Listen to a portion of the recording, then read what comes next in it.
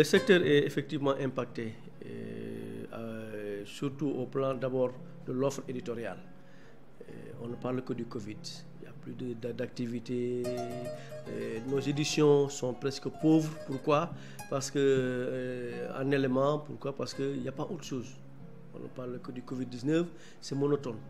Voilà, les gens aimeraient savoir autre chose, mais puisque il n'y a plus d'activité, il n'y a plus de rassemblement, il n'y a pas de séminaire, il n'y a pas d'atelier, il n'y a pas de rencontre pour parler de quoi que ce soit. Voilà, c'est ça.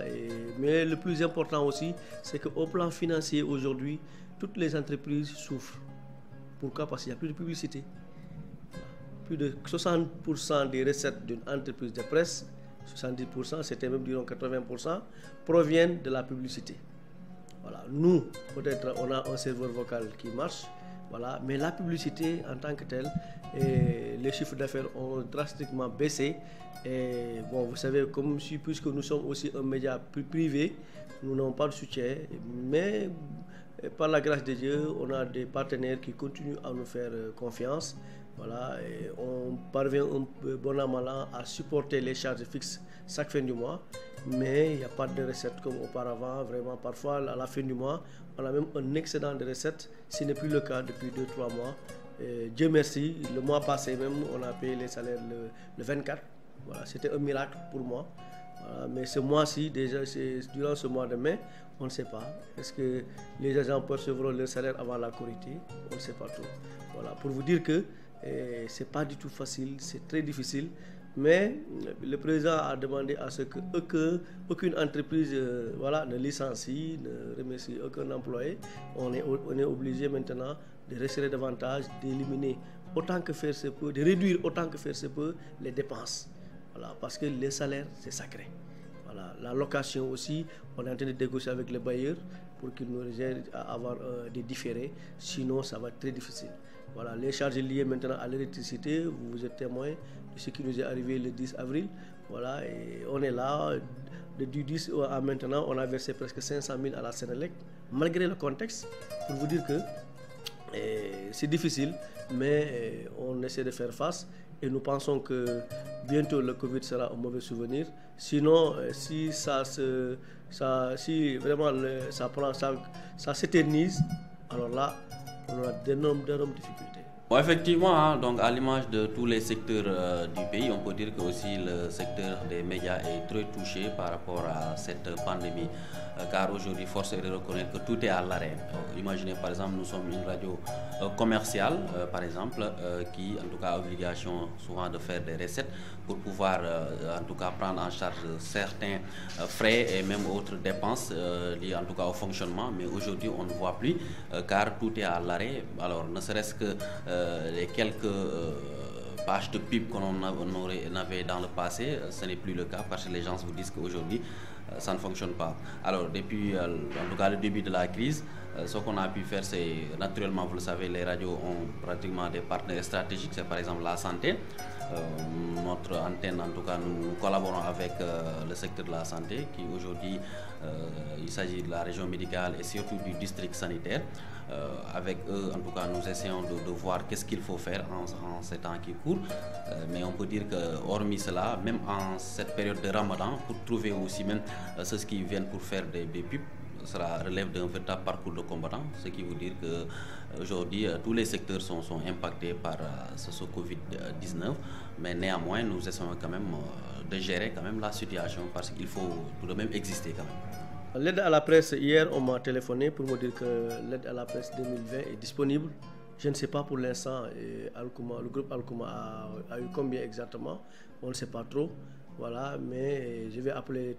d'ici l'après-midi au niveau du cabinet du ministre pour voir combien nous avons obtenu, plus précisément au niveau de la direction de la communication. Mais je pense quand même qu'il doit y avoir une hausse naturellement. Et si cette aide, si on l'obtient aujourd'hui, ça nous permettra de souffler naturellement. On a des dettes aussi à la banque, par exemple. Vous savez, Alcouma a lancé l'année dernière une régie publicitaire. On a aussi une ardoise à éponger au niveau de la Sénélec. Et voilà, si l'aide est consistante aussi, je crois qu'il n'y a aucun doute. Les salaires aussi, on va réserver quelque chose pour qu'au moins vers le 20, on puisse libérer les salaires afin que les travailleurs puissent passer la Korité dans de bonnes conditions. Et grosso modo, c'est ça. Je ne sais pas d'abord combien j'ai obtenu. On m'a dit qu'on a obtenu comme d'habitude depuis 2013, alors qu'on bénéficie du fonds d'aide à la presse. Cette année, on a combien, je ne sais pas d'abord. Mais je sais que c'est une très bonne chose et ça va nous permettre de souffler. Et nous profitons de l'occasion pour remercier le chef de l'État pour avoir doublé ou bien certains disent qu'il a augmenté 300 millions, d'autres disent que si l'enveloppe est doublée, on en saura quelque chose d'ici la fin de la journée, Inch'Allah Rabbi. Mais toujours est-il que il faut que nous remercions le président et l'État de façon générale parce que nous faisons une mission de service public. Une entreprise de presse peut avoir un statut privé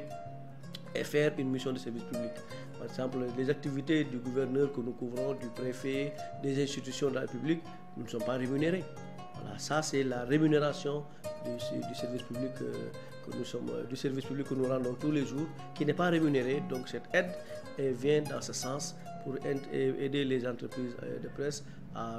pouvoir supporter leurs charges, à éponger leurs dettes, mais aussi peut-être à faire des investissements. Voilà, nous comptons quand même faire des investissements et ça je peux l'annoncer. Notre ambition consiste vraiment à augmenter un peu la taille du pylône pour que la radio puisse être écoutée au moins à Goudiri, à Koupentoum, à Vélingara et voilà, et encore plus loin. Naturellement, la Radio Dunia fait partie donc du groupe Excaf Télécom, donc nous sommes en démembrement et nous avons en tout cas nos supérieurs donc, qui gèrent tout cela au niveau de Dakar, mais force est de reconnaître aussi que le président Macky Sall, étant donné qu'il est le président de tous les Sénégalais, à l'image de ce qui se fait au niveau national, donc les organes ou les médias qui sont au niveau local, en tout cas dans les régions, doivent avoir aussi une meilleure considération de la part du président. Si on prend par exemple l'aide à la presse, par exemple dans le passé, les régions recevaient leur part, mais depuis quelque temps vous avez compris, tout se passe à Dakar et je pense qu'aussi il serait bon aussi, hormis le fait qu'on soit membre en tout cas d'un groupe, mais quand même aussi que, parce qu'au-delà de ça aussi il y a certains, par exemple il y a des correspondants qui sont là, qui sont dans des conditions parfois difficiles et je pense qu'avec ce programme du président Macky Sall, tout le monde devrait se retrouver. D'ores et déjà vous avez vu aussi qu'il y a déjà même un peu de bruit par rapport à l'appui qui est destiné à la presse. Autant vous dire qu'il y a toute une organisation à faire et ne pas seulement se limiter seulement dans la capitale sénégalaise, mais aussi penser aux autres régions, parce qu'il y a des gens par exemple qui ont implanté leur groupe dans des régions. Aujourd'hui à Tambacounda, il y a par exemple des radios qui sont là, il y a d'autres radios dont leurs propriétaires sont basés donc typiquement au niveau local et ces gens aussi devraient en faire partie. Maintenant nous aussi qui sommes membres en tout cas de groupes comme Excaf, je l'ai dit aussi, peut-être en relation avec nos supérieurs, nous essayons de voir qu'est-ce qu'il faut faire, mais je pense que aussi ce que le chef d'État doit faire, tout le monde doit le ressentir, même celui qui est au fin fond en tout cas du pays, parce qu'après tout on parle du Sénégal quand même. Effectivement, Covid-19 bi secteur yëpp la laal voilà, xam nga ñun boo xoolee sunu recette lu toll ni boo jëlee sunu recettes yi plus de 80% mun naa ko wax ci publicité lay jóge tey ñuy joxe publicité ñu bëri tey entreprise yu joxe publicité ñu bëri liggéeyuñu jamono bi waaw donc boo seetee ki lay jox publicité bu liggéeyul mais mu ne am publicité voilà ak quelques entreprises yi ñoo ñu dese ñooñu aussi li ñu doon joxee lu takku wàññeeku na voilà moo tax contexte bi métti ci ñëpp. Deuxième chose mooy offre éditoriale bu njëkk ba dañ doon am journal bi nga xam ne da nga doon am élément yu bëri ci wàllu culture ci sport ci économie et cetera mais jamono bi mu amatul jamono bi Covid rek la ñuy wax te loolu dafa dem ba xaw a monotone nit ñi bëgg nañ xam leneen mais ginnaaw beneen activité amatul beneen nu mu tudd kenn waxatul leneen voilà on est obligé ñu lem ci Covid bi parce que tey ñu nekk ci wàllu sport footballatuñu munoo tey journal des sports dee na ci média yëpp waaw munoo amatul journal des sports journal des cultures amatul journal de l'environnement amatul donc lépp léegi c'est le Covid te loolu c'est monotone comme je l'ai dit et ça appauvrit l'offre éditoriale donc lu côté boobu aussi nekk na jafe-jafe bi nga xam ne te waaw charge yi moom ñoo ngi fi di nga fay courant di nga fay ndox di nga fay salaire di nga boo amee ay bor ci banque yi di nga ko fay et cetera donc yombul ku ne yomb na moom daa fekk ne da ngaa xamul mbir mi nu muy doxee xëy na vraiment média public yi sax ñu ngi koy sentir même yéen média public yi ñu ngi koy sentir wala rawatina nag privé mooy ki nga xam ne moom amul ndimbal amul subvention ay partenaires la yaakaar pour mën a am ay recettes mën a régler ay charges am te loolu wax dëgg yàlla ngi ñu suturaal quand même ñu ngi koy ñaan ñu ngi sant yàlla mais bu continuer lii moom ba ñeenti weer ci kanam di ngeen dégg yuuxu de. effectivement donc loolu moom bu ñu ko waxee ak bu ñu ko waxul la instant yi mën nañu wax ni secteur yëpp a taxaw ni donc secteur média yi aussi rawatina diwaan yi ñëpp xam nañ dafa métti tey boo xoolee ñun par exemple rajo Dunia dañu bokk certes ci groupe Excaf Télécom mais xam ngeen ni dañ nekk au niveau de la région donc ñu am obligation war a def ay recettes war a def yenn résultats yi pour mën a jël yenn frais yi parce que am na ci yoo xamante ni c'est au niveau local rek nga ko mën a gérer et étant donné que situation bi nii la demee mën nañu wax ne daanaka dara doxatul dans l'ensemble puisque ñi doon ñëw def ab pub ab néew sax instant yi seen commerce wala seen magasin doxatul donc ñooñu mënatuñu jël xaalis ma jox la sax exemple loo xamante ni ñëwuñ ci sax ci français bi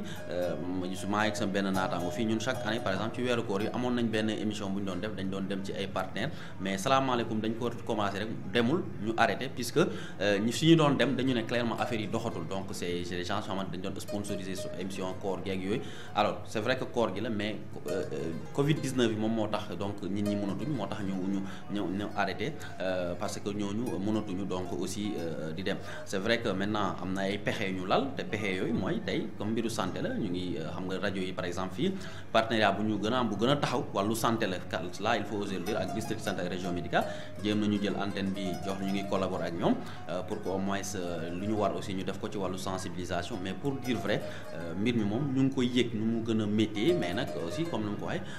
donc après tout y a la vie donc il faut ñu jéem a exister faut ñu jéem a def suñuy pexe yu ndaw pour mën a exister on est en train de le faire mais pour vous dire vrai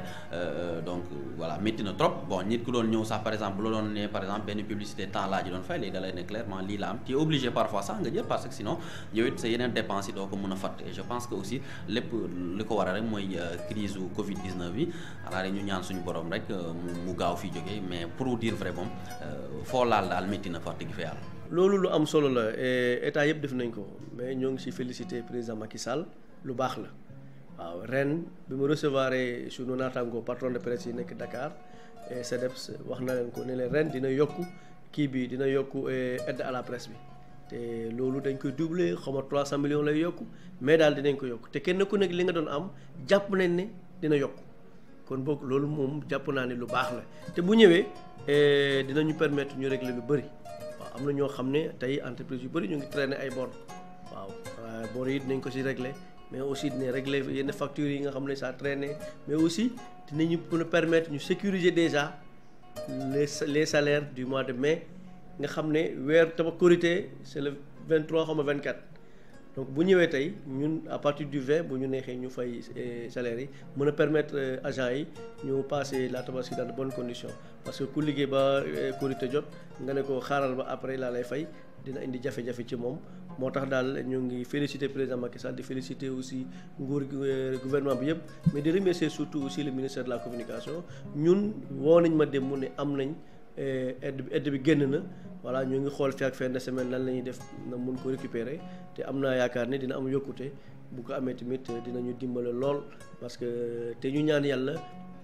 kon ni ma ko waxee sànq feebar bi daal mu bañ a am tànku kanam trop amee tànku kanam moom du baax dina indi jafe-jafe. président Macky Sall bi mbir mi commencé li ko war mu ngi koy jéem a def ñu ngi gis secteurs yi mu ngi jéem a def ay pexe pour jéem a soutenir secteurs yooyu ci secteur média yi aussi gis nañ ne li nga xamante moom mooy effort yu mu wax pour def ko mais lu ñuy mën a rappeler rek parce que comme ni ma ko waxee sànq ñun par exemple rajo Dunia dañu bokk ci groupe Excaf Télécom amaana am na loo xamante ni bu koy jëflante ak ñun mun na jaar ci kaw si suñuy kilifa mais au delà de ça mbir mi je pense que bépp Sénégalais daf ko war a mën a yëg parce que même bu fekkente ne am na fu ñu bokk mais tamit ñun par exemple da ngay xool dañ nekk dans une région boo xamante ni boo ko doon présenté tey wàllu ñàkk gi ndóol gi dafi ta bu ci coronavirus ñëwee dolleeku ci mu gën a métti je pense que buy dimbale ñëpp dañ ci war a mën a gis seen bopp parce que gis nga tey am na ñoo xamante ñu ngi ci au niveau local tey ay këru tas koy xibaar lañ seen bopp donc dépendruñ ci Dakar ñoom si seen gox fii lañ nekk di fi am seen entreprise de presse di ko doxal donc ñooñu tamit dañu war a mën a gis seen bopp boo xoolee par exemple aide à la presse bi ñu wax bi instant yi nii sax nee nañ dañ koy doubler ak demee gis nga déjà grincement de dents bi ak bruit bu ci am mais je pense que ak nu mu mënta demee dem ku nekk au fin fond du Sénégal te bokk ci yëf yi war nga ci mën a sentir sa bopp mbir mi bañ a yem donc aussi ci Dakar ci peut-être patron de presse yi ak président ci Dakar mais ñu xam ne ci région yi ci gox yeeg gox-goxaat yi am na ñu fa nekk yor seen i entreprise de presse ñoom it Covid bi laal leen donc je pense que ndimbal bi ñoom it dañ ci war a mën a gis seen bopp je pense que daal Sénégal lañ wax waxuñu lieu bi waxuñu secteur yëpp daal je pense que à l'image de secteur média yi war nañ mën a gis seen bopp loolu mooy sama xalaat man ci mbir mi.